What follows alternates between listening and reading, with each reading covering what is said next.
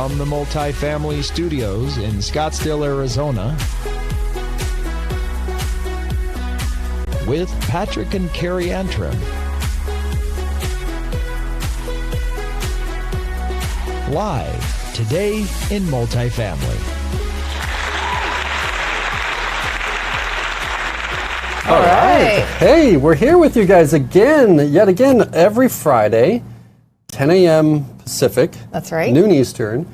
Glad to be with you today. Listen, my name is Patrick Antrim. I'm joined here by my wife and co-host, Carrie Antrim. Hi, everyone. Thanks for joining us. Listen, we've got people in from Florida, Texas, Wisconsin, Arizona, Tennessee, New York, California. Thank you guys so much for joining us today. We are broadcasting live from Scottsdale, Arizona, so we're so glad to have you with us.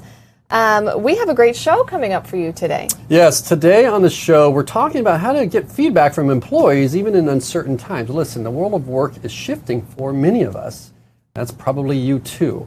And so we brought on Peter Burke. He's the president of the Best Companies Group, and we're going to be talking about how to get feedback from employees even when it maybe seems like, is this the right time to do that? So we'll be talking a lot about that upcoming on the show. That's right. All right, so this show is actually sponsored by Event Lab Studios. Yes, Event Lab Studios is a turnkey production studio for successful events, if that be corporate meetings, conferences, award shows. Go to eventlabstudios.com, learn about how they're producing award shows, corporate meetings, corporate events, virtual events. So if you've ever canceled an event or had to cancel an event, get in touch with Event Lab Studios and see how you can put your event back in business. Yes, absolutely. Hey, Texas, Utah, New York, thanks for tuning in.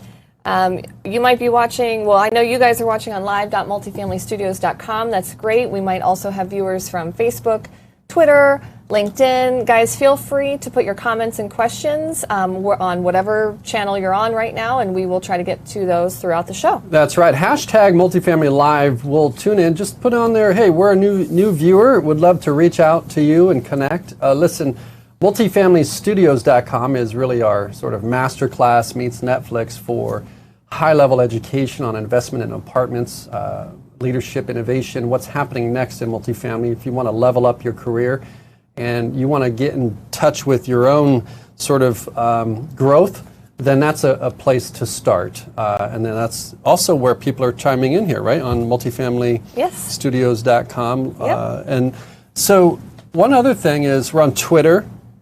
We're on LinkedIn. Yes. Facebook. Yes. Maybe you're joining us on Facebook right now. Maybe you're joining us on LinkedIn. Hello, LinkedIn friends. Say hello in the comments. We can see all of those, regardless of where you're tuning in from. So please let us know when we have the guest on the show. If you've got questions, put that in the comments. We'd love to learn about that as well. All right, so listen, registration for Best Places to Work Multifamily 2021 program is open. Yes, this program is on fire.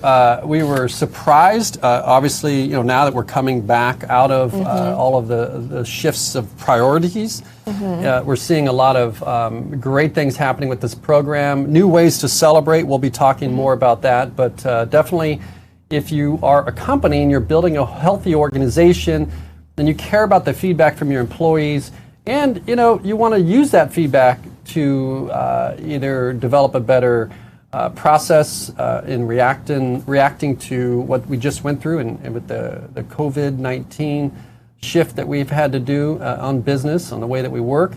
Also, just a lot of work from home scenarios that might have put some impact in how your companies are feeling.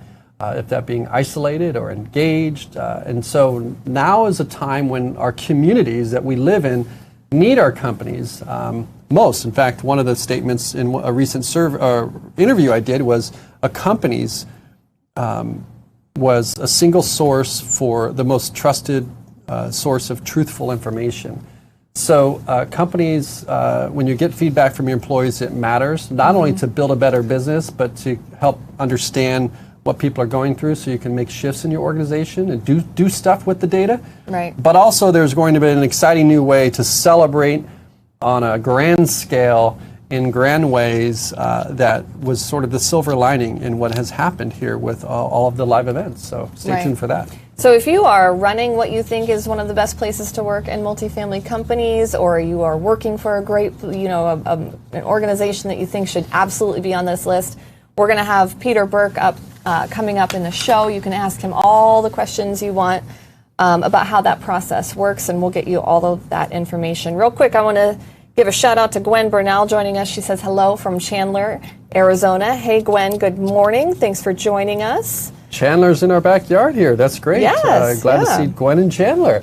Hey, listen, to that note on the best places to work, go to bestplacestowworkmultifamily.com, get registered. Time is running out. So we're at the end of the registration process. We have some amazing companies already in the program. Some of these companies participate year over year, even if they don't make the list. Right. And they do that because the data helps them build a great business. So excited to talk with Peter later on that. Yeah. All right, so let's see. If you're just tuning in, maybe you just joined us, you got the alert on Facebook, Twitter, LinkedIn, wherever you got it. My name is Patrick Antrim. I'm joined here with Carrie Antrim, my co-host and also producer of a lot of the things that we do here at Multifamily Leadership. So glad to have you with us. Put in the comments if you want to say hello. We'd love to know who's tuning in. And we're not seeing the comments here, so we can shift off the polls there, and so we can kind of see who's chiming in. But what's next? Should we get to our guest, or do we have more things to talk about? No, we have a few more things. We've got a news story here. Our first story today comes to us from Gables Residential. Gables is one of the best places to work multifamily companies. So they multi-year winner. Ranking, yes. Not ranking, multi-year. Tough to get on the list. Yeah. It's another thing to stay on the list. Absolutely. And I think they were, number 3 in their last year's program. Yeah, in 2020, they've ranked as number 3. So absolutely. And I don't mean to cut you off here, but if you want to see who's ranked on that, you can go to multifamilybiz.com. You can see all the years dating all the way back to the beginning of the program. That's right. And see who's on there. There's about 1.7 million monthly viewers on Multifamily Biz, so head over there and check out that whole list of the 2020 program. Yeah. So Gables, back to Gables. They're pleased to announce the promotion of Donna Summer to president of Gables Management Company. Donna started her career as a leasing associate and expanded her roles and responsibilities over the years. As well as Donna, Gables also promoted 6 other leaders to the role of senior vice president. So they're really growing and making moves there and promoting from within, which I think is great. Yeah, large company, great scale. Obviously, they've done some great things over just supporting even like the National Multi-Housing Council, a lot of good work there, just not only for the company, but for the industry. I'm liking the process of this is a time when companies are expanding, developing new leaders. Just another example of how important multifamily is for the American economy and how strong it is. There's a lot of companies that are not making moves like this. I think it's a great story for the story of multifamily. Yeah. Our next story comes to us from multifamilybiz.com. Head over there to get all your news, but not right now. Stay here with us. But later. JVM Realty, another Best Places to Work organization, acquires a 121-unit boutique mixed-use luxury apartment community in St. Louis. So JVM Realty Corporation is a very respected name in the Midwest. They're based in Oak Brook, Illinois, and JVM operates about $1 billion worth of multifamily in the greater Midwest area, including Illinois, Indiana, Kansas, and Missouri. This is their first acquisition in the St. Louis area. Yeah, another great company, great leader, by the way, starting at the top. A tremendous leader in how they determine what to do next, both financially and with people in terms of their values, how they guide their organization. And again, another Best Places to Work program. Yeah. Or ranking List company. Maker. Yeah, multi-year also. And they work very hard to put that program together. Yeah. So. Hey, we've got Marcia Bollinger in the house. She says, congrats to Donna S. with Gables. So cool. She is awesome. Thanks, Marcia, for tuning in. We appreciate that. And Jeff Chamberlain. Hey, Jeff, thanks for joining us today. Refresh your browser and should be good to go. Thanks, guys, for tuning in. let us know where you're watching from and what you got going on. We're going to bring Peter up here in just a moment, and you can ask him all your questions about. Hey, Jeff, glad it worked. Oh, there we go. Jeff got it worked. Okay, good job, Jeff. I was worried. Awesome. We will have to start over. But we won't. No. We'll keep going. We'll spare them. I'm just going to shuffle my papers. Just shuffle them around. Like I'm, Cool. All right. Listen, if you're just joining us, my name is Carrie Antrim. This is my husband and co-host, Patrick Antrim. We're so glad you're here today on your Friday, spending some time with us. Yes. Don't forget to give us your questions, your comments, whatever you got for us. I think we are ready to introduce Peter Burke. Yeah, and Peter Burke is the president of the Best Companies Group and our research partner in the Best Places to Work multifamily program. This is the official program for the multifamily industry. And we brought him on today because I think he can bring some value in how you build, design, and engage with your employees. So let's go ahead and bring him on. Peter Burke, welcome to the show. Hey, thanks. Hi, Carrie and Patrick. It's great to see you guys, even virtually. Before we begin, I just want to say how impressed I am that you guys can be tech support during the show. That's impressive. All the time, right? We try to be helpful. We want everyone who interacts with us to leave better and have, more information. So we do what we can. Very impressive. And it's live, so we've learned a lot by going live. And it's great to have a live audience with us. And so, that's fun stuff. We have, while we're talking about live, I will say hello to Karen Streber from LinkedIn. She's saying hello from Rochester, New York. So good afternoon to you. Yes, we love New York. Yeah. We love New York. So, although Peter, Boston, you're a Boston graduate, right? Like, is that? I did. I spent some time in Boston at Boston College. So that was kind of fun. I lived. You mentioned Rochester. I lived in Syracuse, New York, during my childhood. So familiar with the ice and snow. I'm now a resident of Houston, Texas. So I've gotten all flavors of weather where I've lived around the country. Yeah, and you get to fly around and do snow angels, right? Pretty much you've not maybe doing that as much. Doing them in shag carpets is much more actually out in the snow.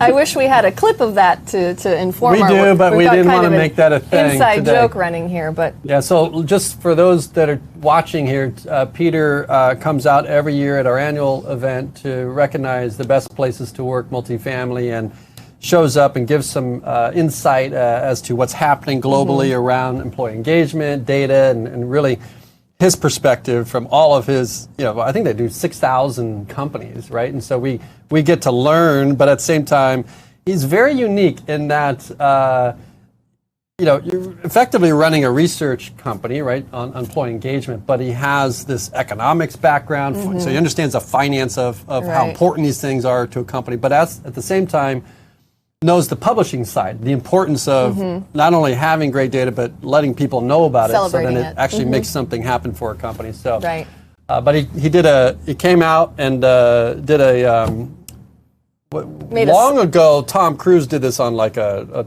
talk show. Oh, he jumped on Oprah's couch or something. And so he did his own version of that, which was a snow angel on the shaggy white carpet that we had on blue stage. Carpet that we had on stage, and everybody was like taking selfies and. Anyway. Yeah, that was a ton of fun. In fact, your event, as you mentioned, I mean, we survey, over 6,000 companies a year, and we help manage nearly 70 best places to work programs in various industries and states and cities and in the UK. And so, as you can imagine, I attend a lot of recognition events, and they're all quite good and fun. And it's always just validation that it's great to celebrate goodness and companies doing great things for their employees. But your event was super unique. It's the only one, I think, that actually had sort of the talk show format with a desk and all of that. So I couldn't resist the white shag carpet. So that felt good. Yeah. And I think Marsha, she was there. I think we got her rocking in the aisle there. It was fun energy and fun event. So definitely good to celebrate. So, but that was last year. Let's talk about where we are now and where we're going. What's really new in the program? Let's start with that, and we'll get into really the survey itself and specifically what questions and all those things. But what's really new in the program this year, given we've reshifted things? Yeah, it's Boy, it's been only, what, 3-4 months since, early March, when everybody was happy, economy's strong, companies are excited about recruiting, and unemployment rates are at an all-time low. And then here we are, and it's like, wow, what a slap in the face. And I think as we start to recover from that sting, if you will, we've had to pivot, we've had to shift. Unemployment rates just skyrocketed. Employers are furloughing people, and the massive shift from working in the office to working at home, in not only this industry, but in companies all over. It's just been a whole new kind of set of circumstances that we all have to deal with, not only as employers, but us as a research firm, for recognizing best places to work. And some have said, well, why, is it really, does it pass the smell test, as it were, as being surveying employees, and really should we be recognizing? And we just had to, furlough a bunch of people. We had to do wage cuts. Should we really be, trying to win an award for that kind of thing? And I we sort of went through this in 2008 when the financial crisis hit, and people were saying, gosh, we just let go a ton of people. Should we be, really surveying, who's left? And of course, our response to all of that is a couple things. One, I can't think of a better time to want to know what your employees are thinking and feeling. It's really what's guiding us. How, especially if they're not in the office, you don't see them every day. You have no idea what kind of mental space they're in, and how they feel about communication, and how they feel about the resources they have to do their job. So from the sheer standpoint of just gathering information, now is there's no better time than in a situation like this to want to know what's going on with your workforce. The shift that we had to do this year, as you can imagine, events virtually disappeared. So I am in, I can't remember the last time, I think it's probably been 15 or 16 years that I've been in one place for this long.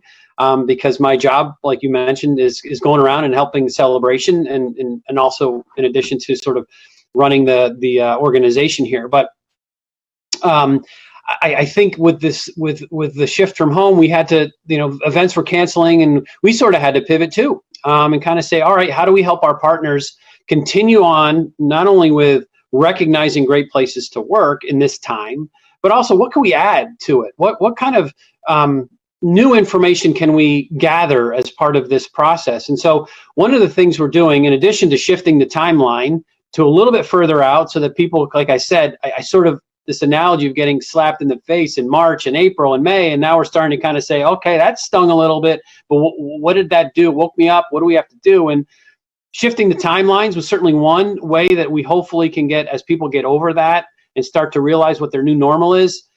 Now we can start to think about surveying employees and really recognizing the great things that employers have done, not only through this time period, but over the last year as well. So the first thing was shifting the timeline. You now have until August 14th to get on there and register. And we've been communicating with all the past participants, and then also Patrick and Carrie, I know you guys have been doing a lot of promotion to let people know how this is going to go. But the second thing is we've actually added a bank of questions to the employee survey to find out about working from home. And if you are working from home, and I know a lot of people still have to come in to the multifamily properties and manage what has essentially gone from a residential to now everybody working from home. It almost seems like a commercial property at the same time, but managing that. But I also realize that people have shifted to work from home. And so if they are working from home, we want to know about their ability to perform their job from home. Do they have the technology that they need, and who's paying for that? And what kind of distractions? Are you able to work from home with the distractions that are going on? On every call, I'm fearful that someone's going to come blowing in and asking me a question, from whether they're the rest of my family or someone ringing the doorbell. I think we've all sort of had that experience. But what's the communication been like from your employer? Patrick, you mentioned a good point. Employees are really focusing on and thirsty for what's accurate. There's so much floating around out there, and the number one source, as you mentioned, is their employer. And so has that communication been thorough enough? Has it been frequent enough? Has it been too frequent? It's like, hey, you know what? Enough with the doom and gloom. Give me a week before you give me another update. But it's going to be interesting to see how the employees are feeling about that. And of course, the flexibility.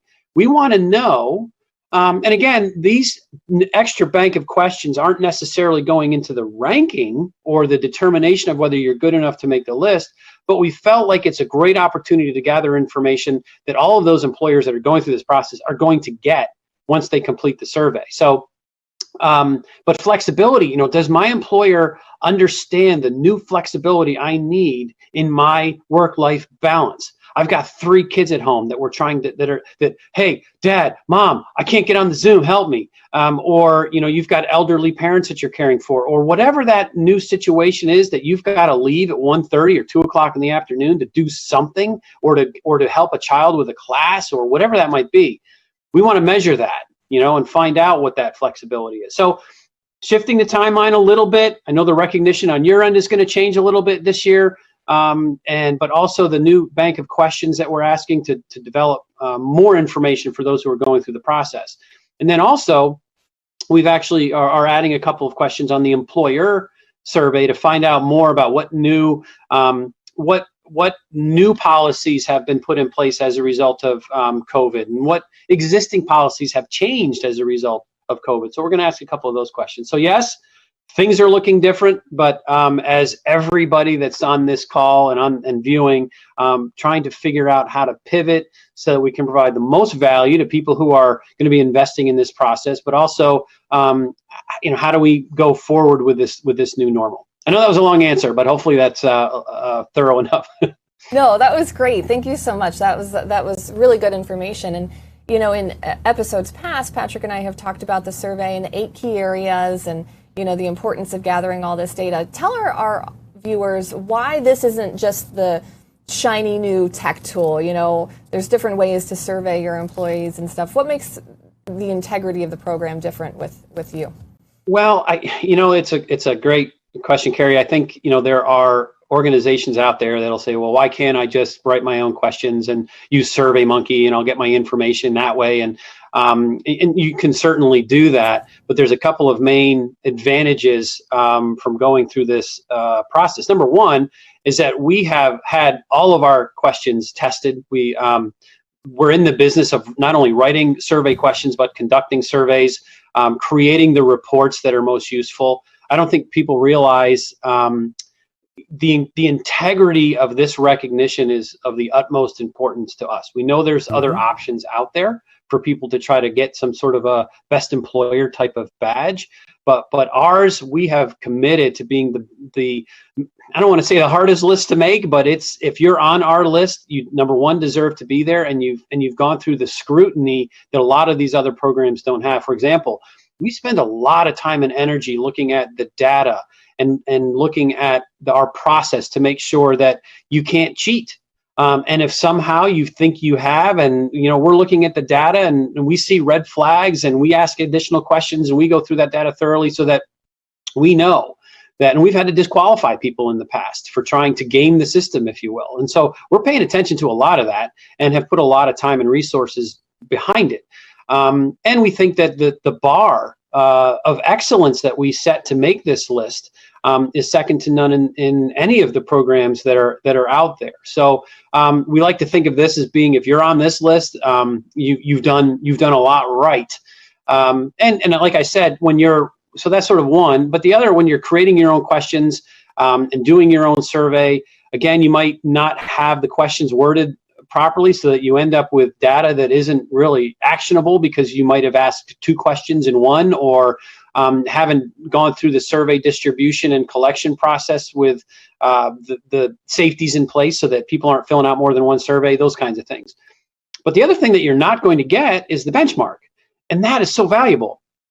The best places to work in multifamily benchmark will allow you to take your results, compare them to what is the best place to work in multifamily. And you can go down question by question, category by category, even on the employer side, look at what others are offering, and kind of compare it to yourselves and kind of say, oh, okay, well, there's really 3 distinct areas that I need to work on to get to that point where I can be considered an elite employer in this industry. So benchmarks are important. The integrity of the questions is important. The high bar of excellence that we have is certainly contributing to the value of this award. And for those reasons, this is probably, if that's what you're after, credible information, credible lists, then this is certainly a good way to do it.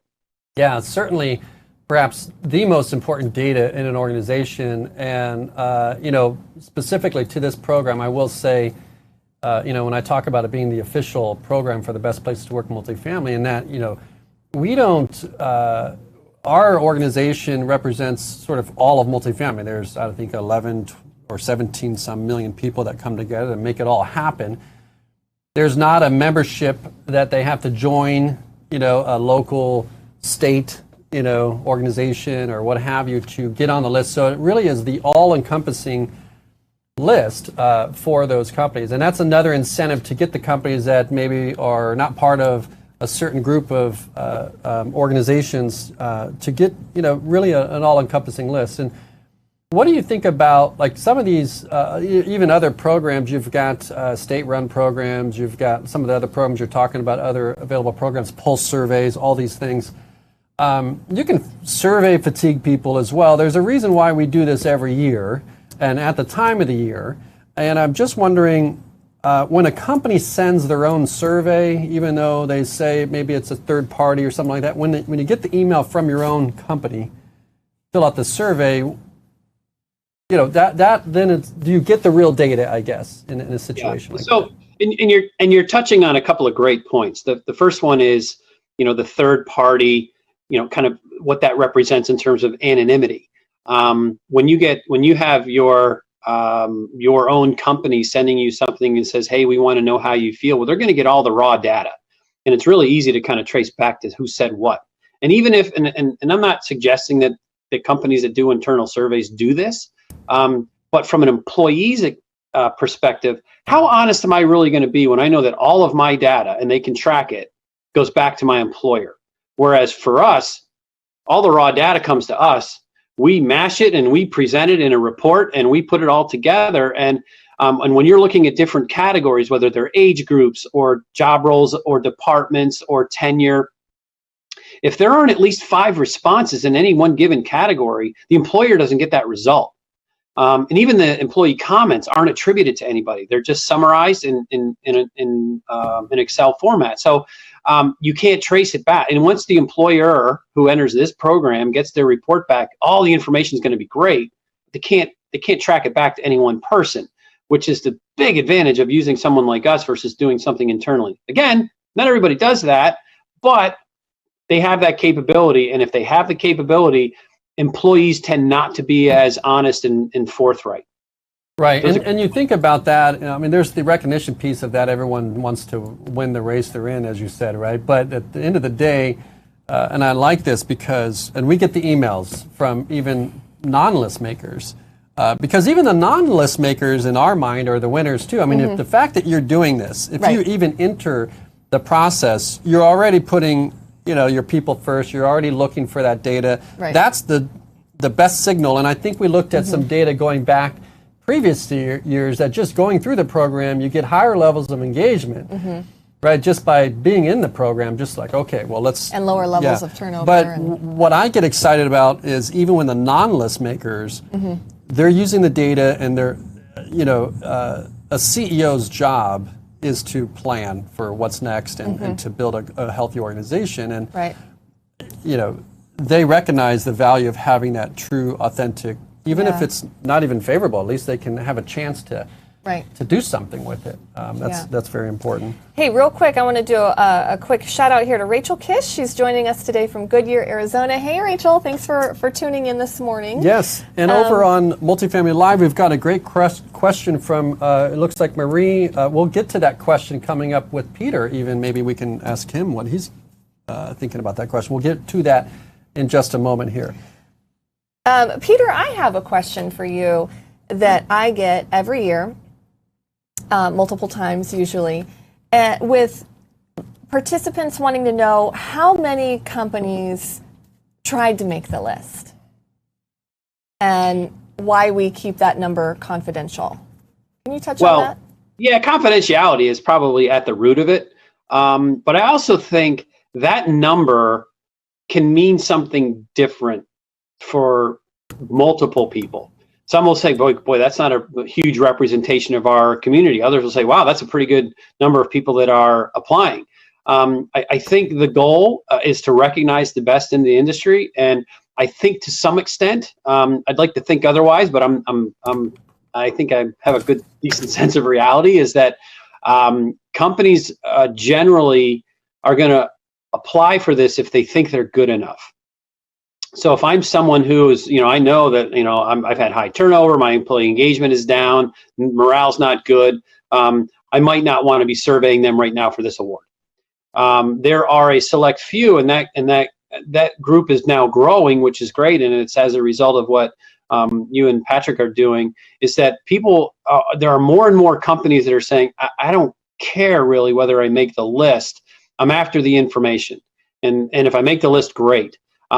While I'd like to see that number be a whole lot higher than it is for a variety of reasons, we're still getting there. But in the sense that this is somewhat self-selecting, and that people are going to apply if they think they're good enough to make the list, then we're not. I think from a transparency standpoint, we're not surveying every organization in the multifamily industry, and we know that. But we're trying to get the word out so that people will say yes. This is important, and the people who are on the list aren't just the best of who applied. They're the best of the best. You have to sort of clear that high bar of excellence, that benchmark that we set to be considered a best companies group, best company to work for, best place to work. So and we're not just ranking those who applied. You actually have to be good enough to make this list. So the number of the sort of multifamily entities that apply is almost irrelevant, and it will mean something different to each person. And so, for the most part, those numbers are kept confidential. But I will add to that at the end, when people ask me that, I can tell you that plenty of organizations applied and did not make this list. So it's not a pay to play. It's not, hey, if I just sign up, I'm going to get this recognition. There's a lot that has to go right in your organization, so that when we're surveying, that we see that you truly are a great place to work. Yeah, that's a great question, and I know where that question comes from. Historically, in multifamily, real estate operators have all been recognized as, hey, you are good if you've bought a lot of stuff. Like if you're acquiring a lot, like if you have a big company, and if you have a lot of properties, therefore, this is a great company, and that is true if you're looking for financial results and maybe, but there's also a lot of great companies that their mission was not to be the biggest. You look at like In-N-Out, right? Like they were very careful about when they expanded, but their profit margins far exceeded others that have expanded. And so they didn't put their employee, the quality of the products, the freshness of the food, all that at risk, because they really truly cared about how they built an organization.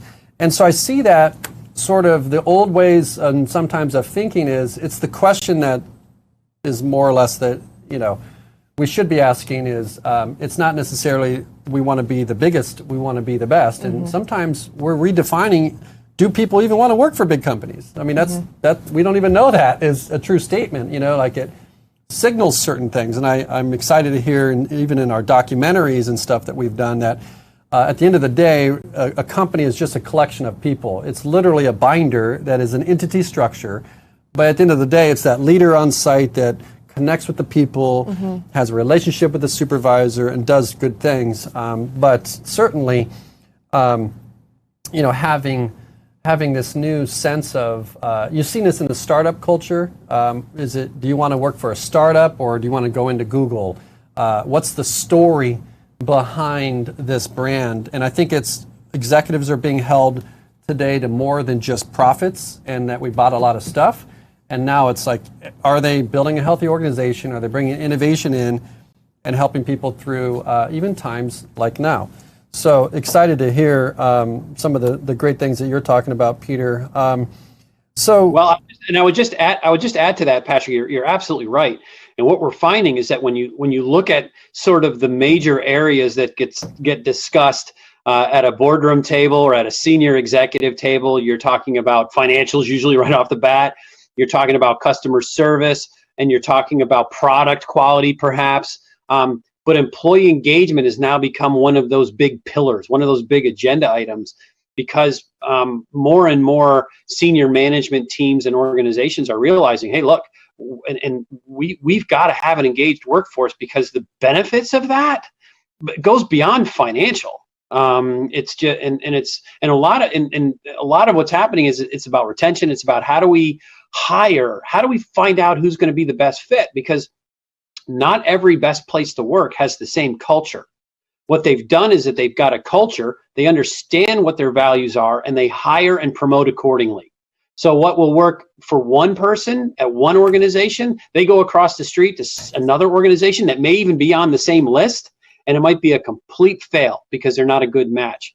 And so the organizations are spending a ton of time and energy on, employment testing and doing all these things to make sure that the person that they're going to have join their team is a good fit and they can protect their culture. And some will see protecting culture as maybe not a good thing.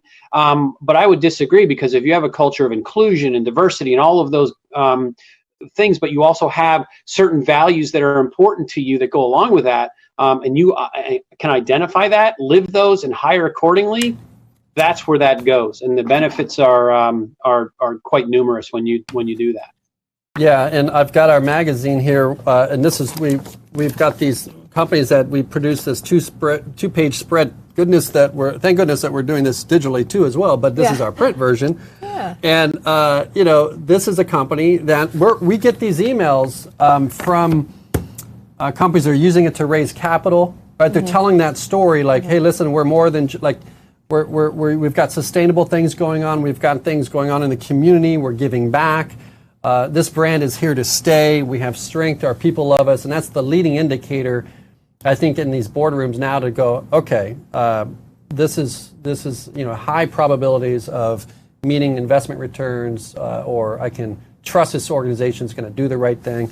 So those are benefits that we've seen over the years. We didn't really think was going to reveal itself, but I'm glad to see the world is sort of catching up to good business. And we saw this with the transparency of social media. Back in the day, it was like you could go into a restaurant and have crappy food and no big deal. But now with social media and Yelp and everything, like everything starts to improve the quality, the employee experience, all of that stuff. So these are good trends to follow. I think the other thing I'd add to that is that organizations are realizing that some of the key drivers aren't necessarily related to money benefits. They're related to do my core values as a person align with the core values of the organization, and that can run anywhere from environmental to customer service to ethics to whatever it might be. That alignment is becoming so much more important than it ever has, especially with the millennial group. It's like, hey, do I believe in the mission of this organization? This isn't just a paycheck for me.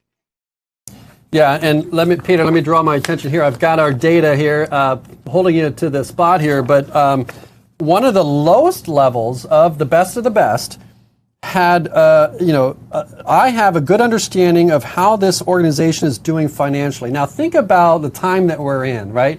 They're getting the news, layoffs, this is happening, the uncertainties all around our employees, right? So this just leads right into the opportunities. Like, now is the time to survey. If this is going on in our minds, like if you don't communicate, they're going to fill the gaps with their own story.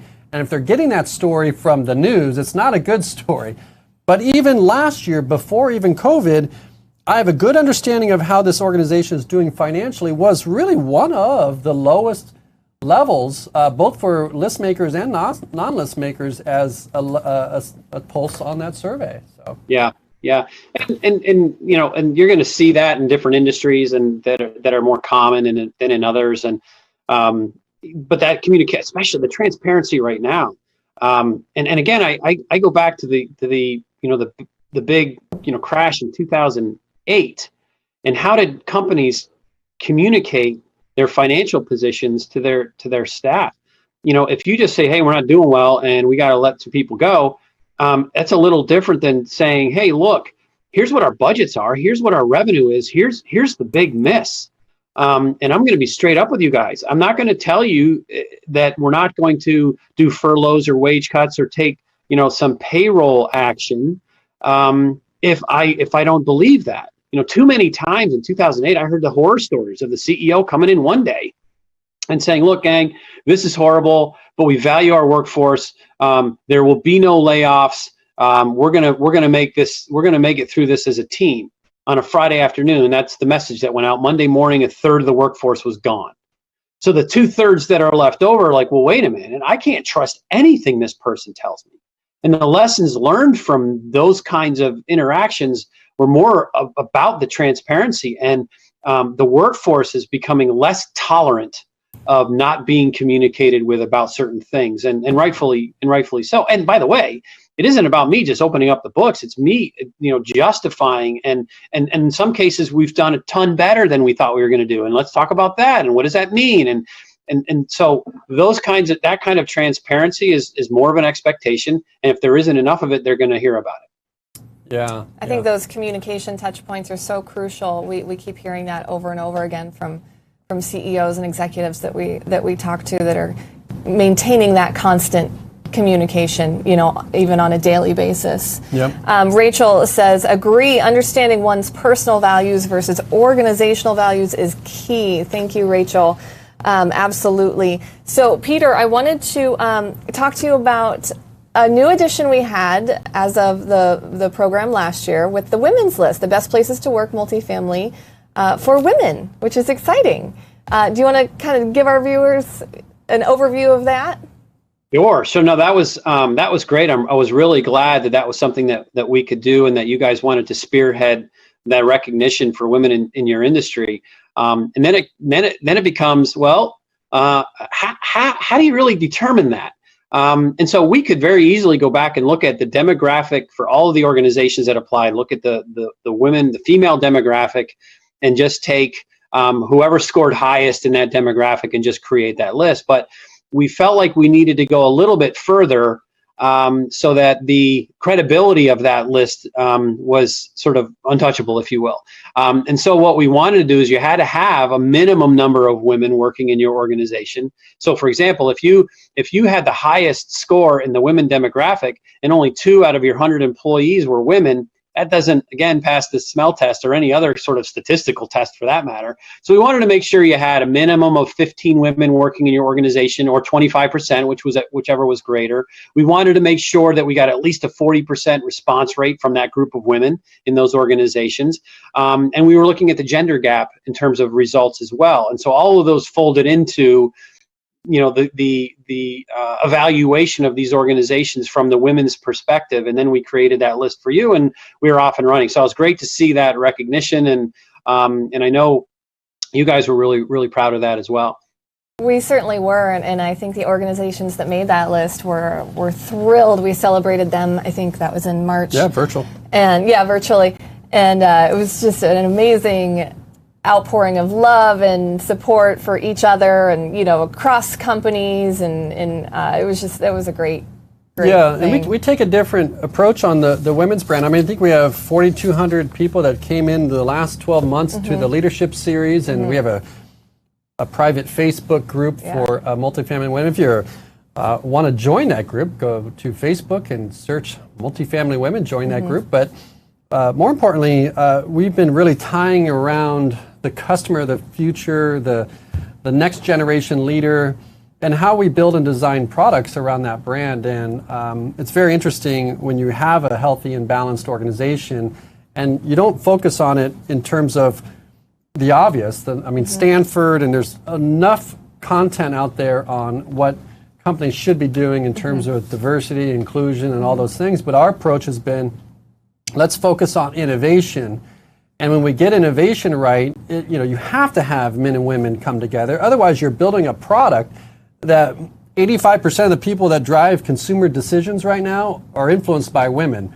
And this isn't multifamily. This is like GDP numbers. This is gross domestic product.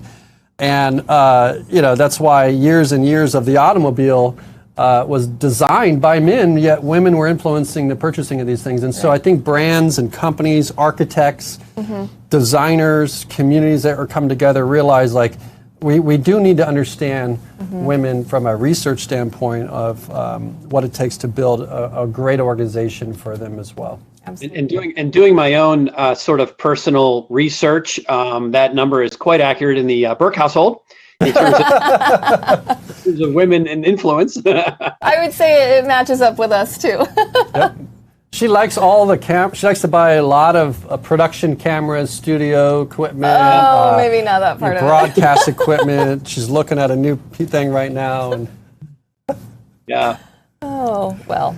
Well, anyway, Maybe. that's great. So, love what you're doing, and I love that we can reach out and get you on the show, and some of our viewers can tune in and listen to all the years that you've spent really helping other brands and other publishers, really.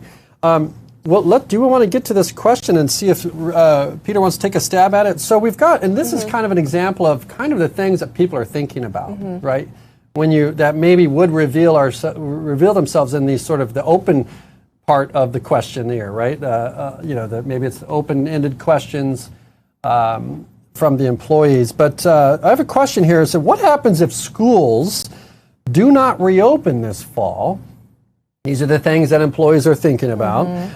What happens to working parents who cannot really afford the childcare expenses, right? Childcare expenses. So these are the things that are on the hearts and minds of people that are going to work. I mean, they're thinking about bigger things than, maybe a recruiting strategy and things. So.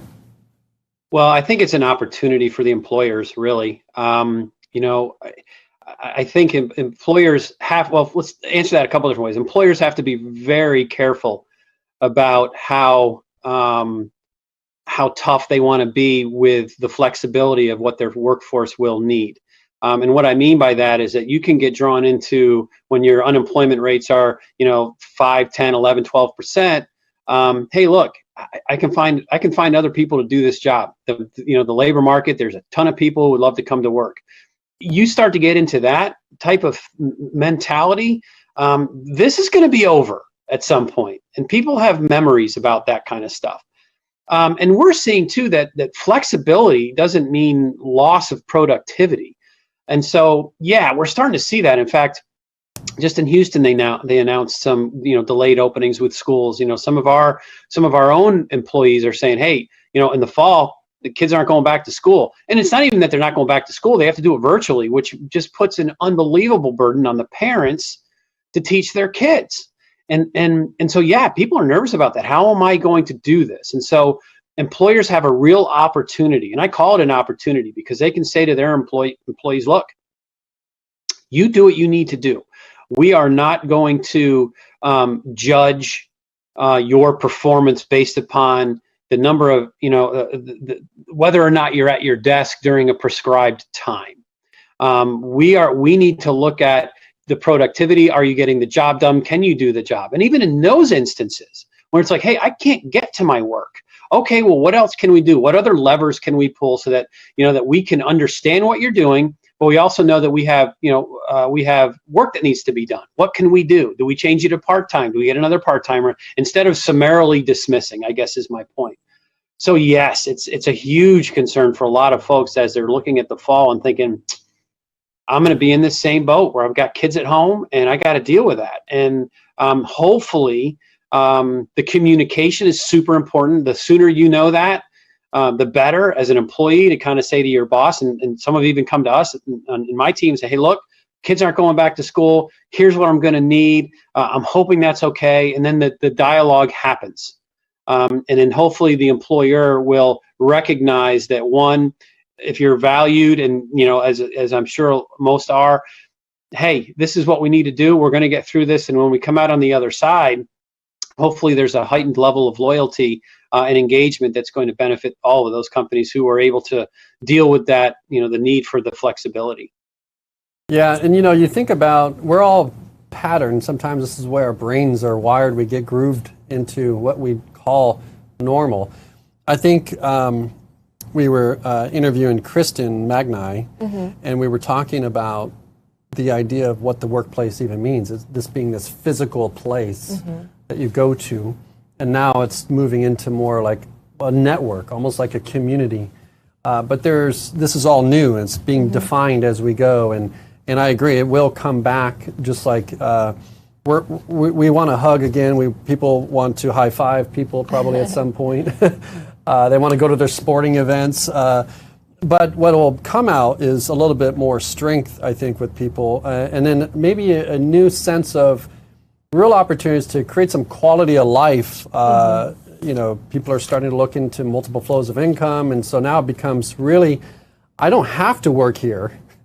I want to work here, and this is the kind of work I want to work on, and that's ultimately where you want to be. You don't want to trap people in your organization. Right. You want them to really kind of raise their hand and really want to be part of your organization. You see that when they're telling great stories.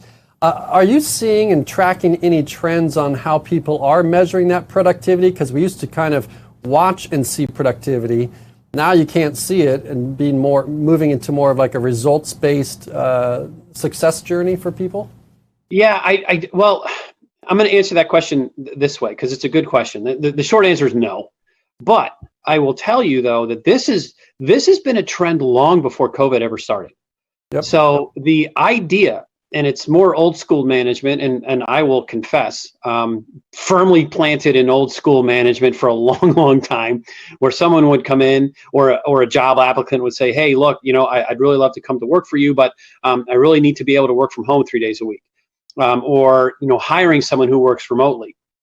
Organizations have even prior to COVID, gotten very good at being able to hire the person they want to hire regardless of the work situation. And more and more of that was happening. The better places to work are looking more at the work-life balance and flexibility. So all of those things were in place. COVID just forced a lot of us into a position where it's like, okay, I don't really have a choice. So my fear of having somebody work from home and have them not do anything, I'm forced to deal with that because now they are at home. And so now they're figuring out, oh, wait a minute. And I think it's more of a sense of, is the person getting their job done as opposed to a measure of productivity? So, and I guess in some instances you'd have measure of output, whether you're producing a certain number of things or producing a certain number of tasks in a certain amount of time. But in sort of a lot of our organizations, is the person getting their job done? Are the deliverables being met like they used to be? Are we seeing a lag? Can I get a hold of that person? When I call them, are they in their car at a grocery store, or are they shop, whatever it might be? You worry about those things, and am I being taken advantage of? That's the big thing am I being taken advantage of by people working at home? COVID accelerated all of that and said, okay, I was fearful, I had to let it go, and what am I realizing? Guess what? I'm realizing that, in fact, people seem to be more productive, more responsive, getting their job more. They seem to be not necessarily happy because of everything that's going on around us, but the work situation, see, I told you I could do my job from home. I'm happier. I don't have to commute. The Zoom, I can communicate. And in some instances, employers are realizing I might just keep it this way. Right. And so while there isn't necessarily something that's measurable there, I think was maybe your question, it was happening long before COVID started, but COVID accelerated it for a lot of companies. And now there's this massive kind of belief in, oh, we can actually do this and still get our jobs done and still be productive, and in some cases still even grow. Yeah, certainly have tested our assumptions. And this really goes into the other just technology space too. We were forced to figure out virtual tours really quickly. The customers were expecting that, and if you wanted to continue to move product, you had to find new ways to do that. You saw the restaurants doing some really creative things, and we were out dining a while ago, and the menus, it's just a QR code. We're like, hey, this works. Like, yeah.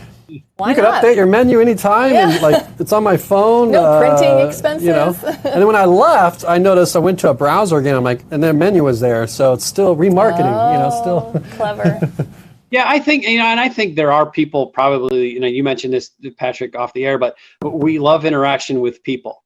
The Zoom, yeah, we're getting our job done and we're making it work and we're doing all of that, but I think there's probably a big portion of us who can't wait to be back in person. Yep.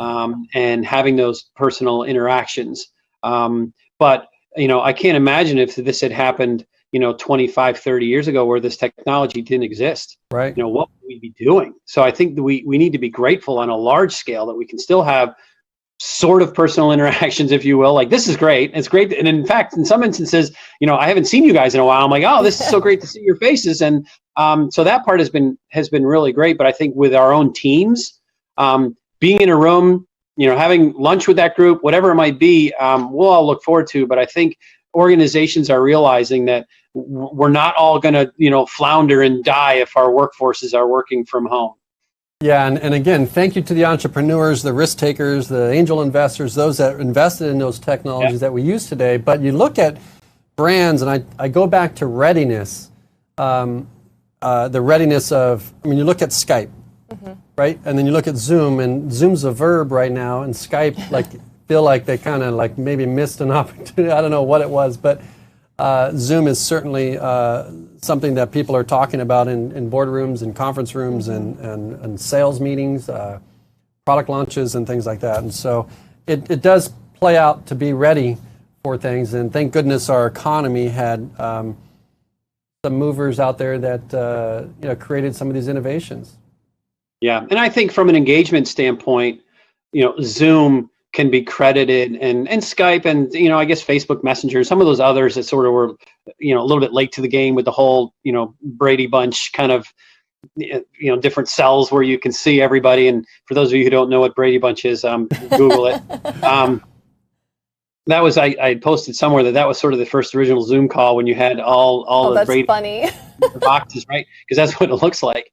But you're right, and good for them. And engagement, I believe you've been able to maintain it because of the visual, and in fact, when we used to do our senior management calls just via regular conference call. And then when COVID hit, we was like, well, why are we doing this via Zoom? And it changed everything to be able to see and hear and see people's reactions and whatnot. So good for them. Thank goodness for them. And so, yeah, and I think that has helped engagement quite a bit for being remote. Yeah, that's great. What a great interview. I know. Well, thank you so much for joining us today, Peter. We really appreciate you making the time and answering all our questions. Sure. It's fun stuff. And I'm really thrilled about this program. And like I said, hopefully we'll be doing snow angels in the shag rug before too long, right? That's right. Yes, That's absolutely. right. If those of you want to know what that's all about, head over to Best Places to Work Multifamily. Get registered. We're running out of time. The program is buttoning up. So get registered today. Head over to Best Places to Work multifamily.com and see what you can do to get your levels of engagement to the next level. Yeah, absolutely. All right, Peter, thank you for joining us. Wow, Thanks, what a Peter. great interview. That was awesome. Yeah. Very informative. A lot of good stuff there. Yeah, I liked how we were able to really expand on more in depth of the women's list, how being on this list is how you get on that list, and some good stuff there. All right. Well, I think that does it for us today here in Scottsdale at It's a Multifamily great Friday. Studios. Yep. It is. Thank you guys for tuning in. Jocelyn and Freeman, hey, thanks for jumping in there. And we appreciate all of you spending the time with us. Again, we go live every Friday at 10 a.m. Pacific, 1 p.m. Eastern. And we just appreciate you guys so much for tuning in, and we'll see you next week. All right. We'll see you guys. Have a great day.